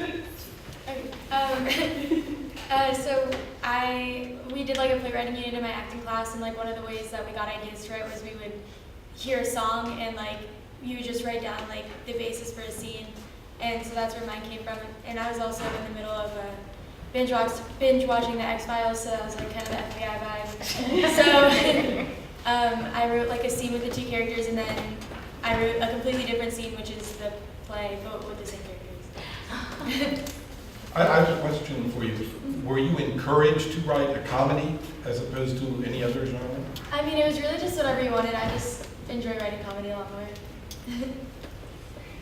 I have a question. I'm sorry if I could let Abigail kind of answer. Yes, we'll come right back to you. Sorry. Okay. That's a sad one.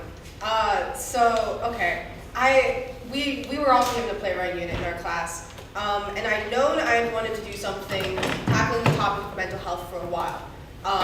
And mental health is such a common thing amongst high schoolers, especially at my school. But there's also a stigma against it. There's a stigma against doing writing for it, which is a weird sort of clashing of two forces because it's so prevalent, but no one wants to talk about it. So I thought, okay, how can we do this that it's not seen as glorifying it? So it's a big thing you hear in the media is, oh, this thing is glorifying suicide. So I was like, okay, we're not going to make the suicide a plot point. It's going to have already happened, and we're going to see how it affects the people who have to deal with it. And so then that went from there, and then I learned about the repenting of sins, and I was like, this could work. And then it went from there.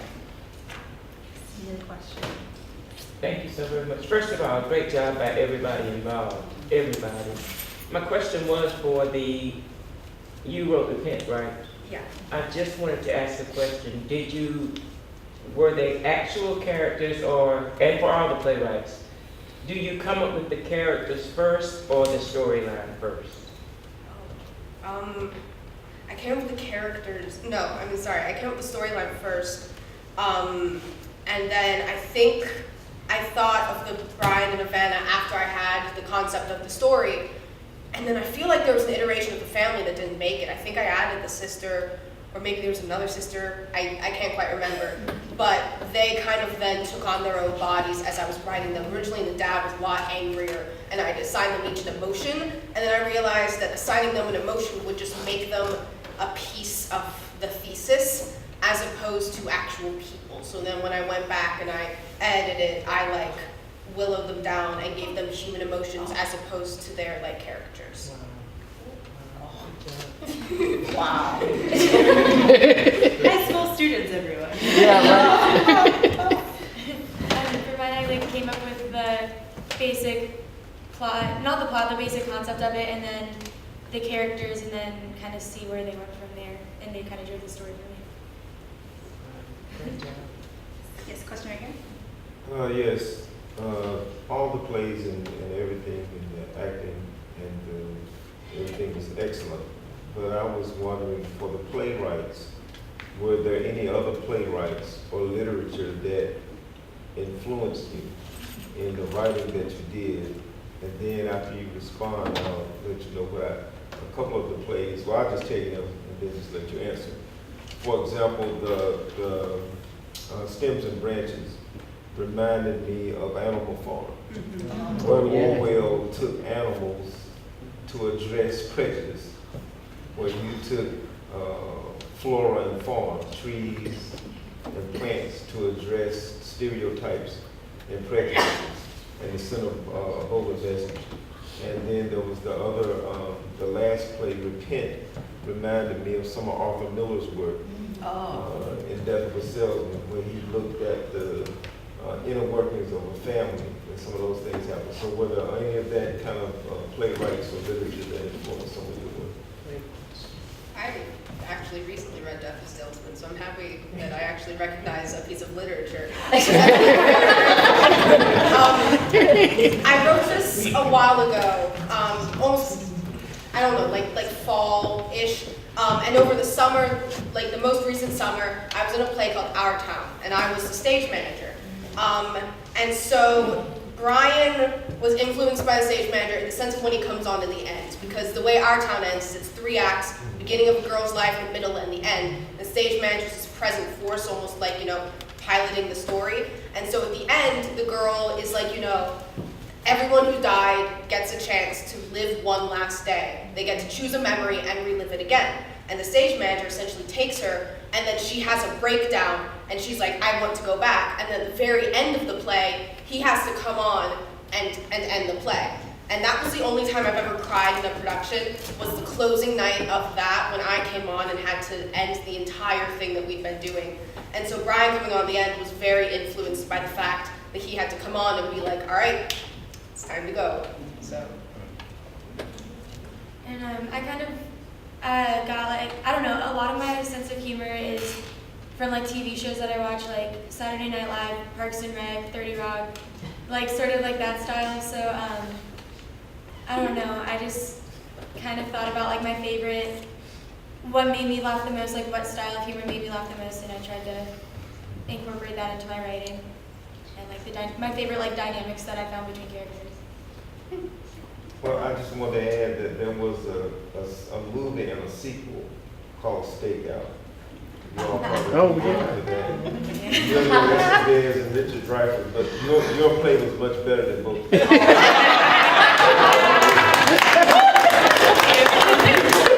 Give him $5. Somebody give him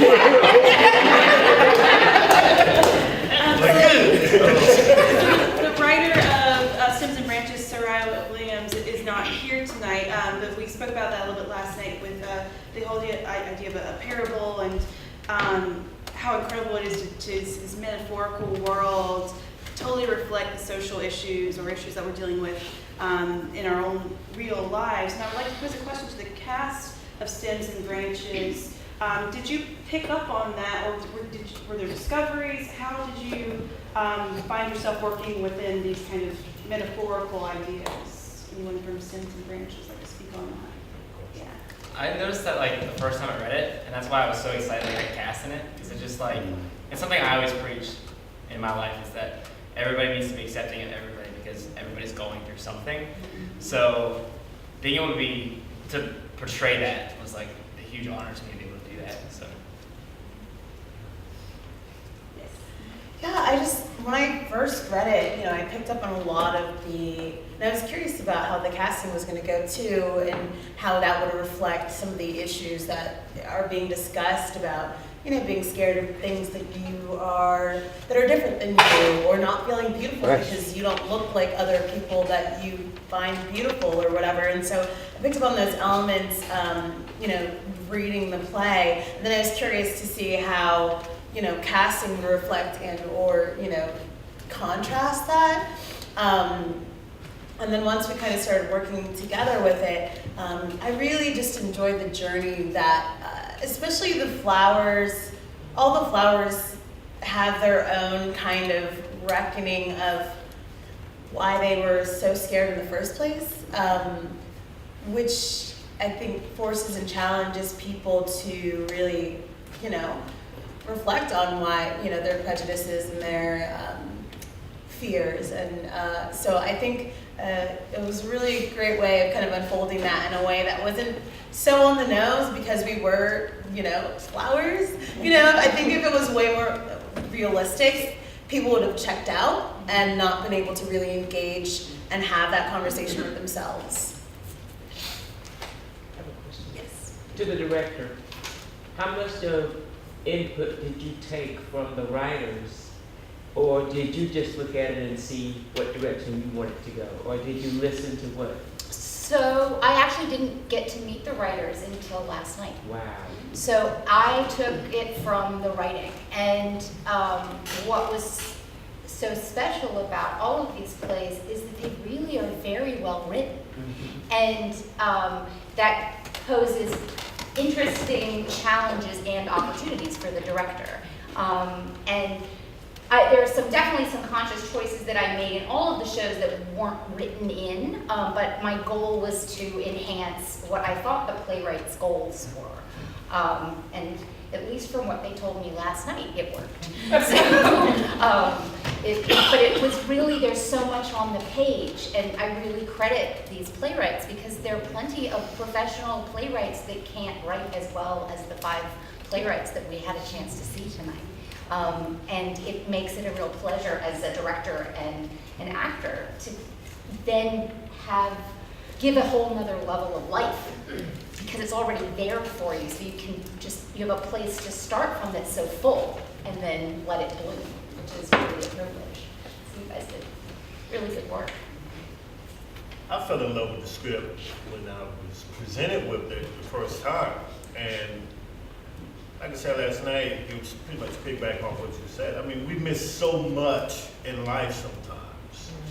You know, we don't take the time to look at the sky, to look at the flowers, to look at each other, you know, because we're so busy with life. And, you know, and things change.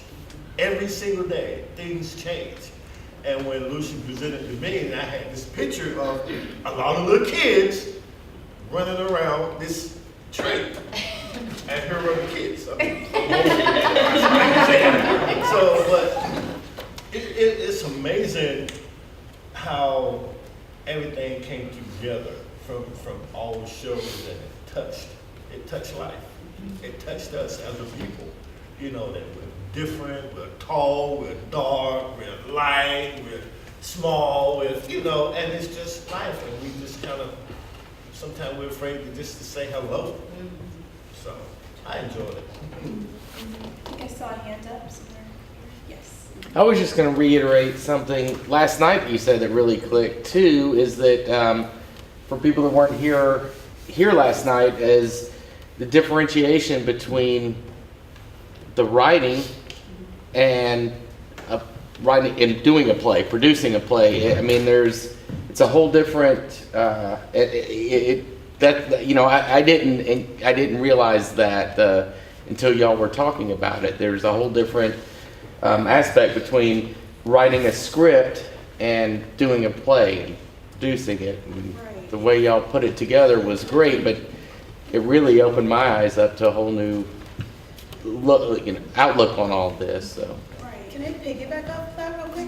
Actually, it's funny that you mentioned that because in Masker, when I initially read that script, it came off very like a short film to me, and the scene changes were so quick and there was so much going on. And one of the things that Lucia did in order to kind of create this piece or make it work on the stage was in the stage directions. There's only one, the only person wearing a mask is Johnny, Tommy, you know, that character. But when you translate that into a theater space, it becomes difficult to kind of get that to really reflect, like to change his face. Like you can't really change, if we had some special effects in a film, you know, we could have a really cool mask, like Mission Impossible style, you know what I mean? But with this piece, we had to kind of, you know, I think Lucia did a great job of deciding to have everyone wearing a mask and really reflecting. He was really hiding who he really was from, and so was everyone else. You know, they were all kind of different versions of themselves, which I thought was a really interesting way to kind of translate it into a theatrical environment. Well, what's interesting, and some of you who weren't here last night wouldn't know that the playwright of Masker is actually an exchange student from Beijing. He is a 9th grader, and so he's writing this play in his second language, which is also very impressive. And this very question came up last night about the choices of masks, and I said that we had, you know, that wasn't written in, and that I hoped it wasn't taking too much liberty to make that choice. And the playwright actually said he really loved it, and that was reaffirming, because I don't know that he would have known to do that, but now that he saw what we did with it, he really appreciated that we added that other level. So that's what makes things like this so wonderful, is that they can see it, and then hopefully, like as two of our playwrights, you guys were here last night and tonight, I'm hoping it's a neat experience for you to see it twice, and that it gets you thinking about how else you can grow your writing, either these plays or beyond. I mean, similarly, in Harper and I's first scene, Goodbye Cruel World, that's a 7-page scene. It was so short, and me, her, and Mackie, or the other director, sat down for 2 hours, our very first rehearsal, and just read that script. We took it literally almost page by page, and was like, what's our intention with this line? What's the switch here? We broke down every little thing, and similarly translating it from the page to stage was our little scuffle that we choreographed, all it says on the script is there is a scuffle, and we, or Mackie I should say, really took that liberty and went and choreographed a whole combat for us in a way. So I think I saw a question here first, and then we'll continue. Yeah, so actually, all the talk about Masker, I wanted to ask about Masker. I thought it was really interesting. It felt sort of surreal, which I really liked. I thought that was kind of cool, but I wanted to know if, or like how, what those who were involved in producing that, how like that being the case, you connected with the world and the characters, like, was that harder? Like, what was the process like in that sense? Just maybe one of you guys want to take it? You want to start? Process of the question. I guess it wasn't really that hard to connect with it because it's, the way we really talked about it and thought about it was it's just a physical representation of the facade that you put on when you're with people and don't know how open you can be, and you're only as open with other people as you choose to be, and sometimes you're more open with other people than you are with yourself, and vice versa. And it's only moments when you're truly know who you are and okay with who you are is when you can be with other people. So it's kind of like what we did with the mask, because the connection was it's just the physical representation of the imaginary mask that any of us wear at any given moment. Okay. There's a lot of self-acceptance, I think, that I was playing with the characters that we were dealing with, because, you know, you look at hiring someone to play you because you can't face the reality of the situation, you know, with the mom, you know, and you know what that means, and she's kind of a shell of herself because of her memory, you know, losing parts of yourself or not being your whole full self and accepting that. And I think, you know, especially, you know, with my character specifically, with Alicia, I think a lot of people, when they start dating people, they put on this face, you know, that they are one way and try to put on airs and be like perfect all the time. And it can be really hard to expose the full, like, part of you know, your full heart. And when you do, what happens with, you know, their story, how they both eventually take off their mask and can be themselves. I think that's, you know, something that I connected with my character. I was going to say the mother wearing a mask as she's falling into dementia. She, however she had been, was totally ignorant of the mask being there. It's just who she became. And that really speaks to me, being in the age where that's pending, you know, maybe not. That I found it very rewarding to delve into that. And another thing, just to speak on behalf of the playwright, one of the things he said last night was that it was somewhat autobiographical because of his exchange experience here and the dealing with self-identity as he's an exchange student and trying to figure out also as just a ninth grader, you know, all those levels of identity, and that the play came out of that processing. And so I find that really interesting too. And a little bit more credit to his writing is one of the things that I noticed was that the character of John, whenever he would wear the mask, he was kind of the same tone when he would speak and stuff, and it was only when he wasn't wearing the mask is when he was letting his true emotion show, like his anger at his brother or the sadness of his mother, and then actually being able to show someone love when he's finally accepted who he is at the end. And that's kind of a similar thing that I think people can go through, is once you don't feel, you cover yourself with those emotions, even if, and yeah, I'm rambling, sorry. I think we all identify. Yeah. We had a question right here. Well, yeah, I was just going to make a comment about Master that we're talking about.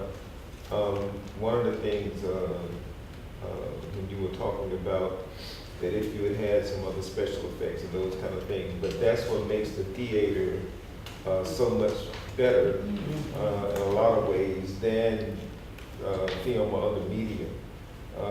The history of acting like this goes back to people holding up masks to their faces when they changed characters. So it took us back to the way theater really began in a small, round settings like this. That's where we get the term hypocrite. People that would hold the mask up and present themselves one way. And I think one of the things about the different contexts of that play is really a reflection of some things that go on in society. Somebody wanting to pay somebody to look after a mother that's aging. That's a big issue with caregiving for the elderly, especially in this country. It's a cultural thing. In other cultures, it's an honor to care for an aging parent or grandparent. We've kind of flipped it in the West, where it becomes a burden. So now we pay a worker to come in. Now, I'm not that old, but I remember in our neighborhood when it was the neighborhood who cared for people who were slipping away and getting older. But now we go to social services or we hire somebody and we put them in a home. And in other cultures, and that's one of the things about the cultural part about the young man that wrote it, especially in Eastern cultures, it's really unethical for you to do that to somebody. So in order to deal with it, the mask is paying a date for somebody to come in and take care of that aging parent. Then the other context of dating is when we put on a mask. Then the other context of the mask is when we look in the mirror. Because we don't want to see who we really are, and we won't be honest with ourselves. So I think it was good for all the characters they have on the mask, because to some degree, we all wear one at some time or another. Any other questions or comments or thoughts on anything? Just one, and then I'm gonna hush. I know most of you up there, but is there anybody who's a first-time actor? I didn't think so.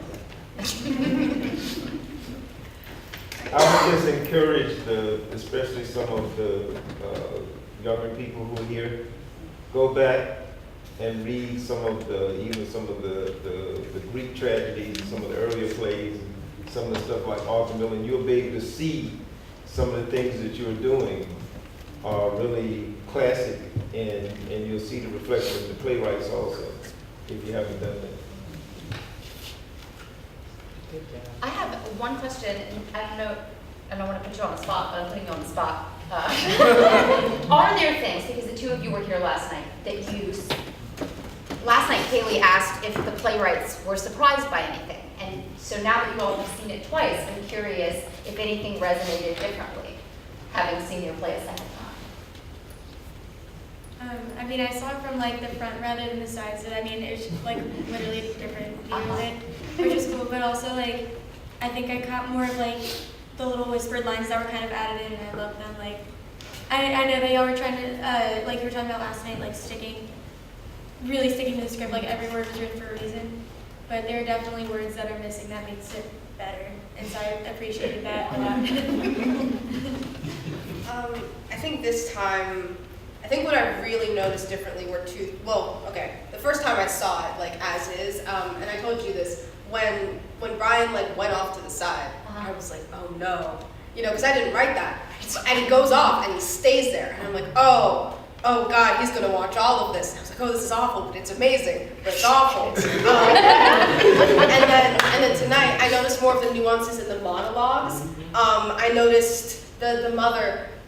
She, I admittedly have had very few reactions with older women, but she reminded me a lot of my grandmother in her, how animated she was when she was telling things, and then she would realize something, and you could see it on her face of like, oh, like, I realize this now. And then the father, and it just, like, when you drop to your knees, you could feel it, and you told me that you put the action in your body, and I could feel how it was just all inside of you. And then with the sister, and like just how you were seeing things, and how you were like, this is never going to be the same, and this thing, and I could almost see your thought pattern of like everything almost crumbling, and you're just amazing. That's amazing. Right back at you, girl. Freddie, did you have something you wanted I just wanted to point out what a significant step this is in the development of a playwright. Now, any school anywhere in North Carolina can assign their students to write a play. And any student can write something that has characters and a plot and a climax. But that's not a play. A play is what we did tonight. Okay? They've written a script. And until you've seen that script performed, you haven't seen the play. You have no idea what the play is. It's what actors do under direction on a playwright's work. And you saw it tonight. These high school students got to see a play that they wrote. And that's going to be denied to almost every other high school kid in the state, except you guys. So I think that this is one of the most significant things that Vernon Cole does for the future development of live theater in America for the next generation. Thank you guys for doing that and bringing them to life. That was awesome.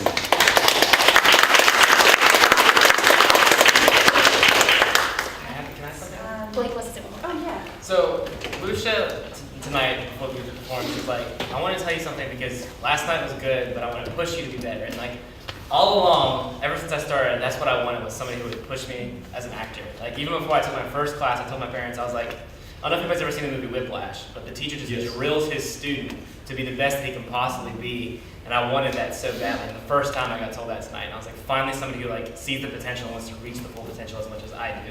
And that meant so much. It was amazing working with you. Thank you so much.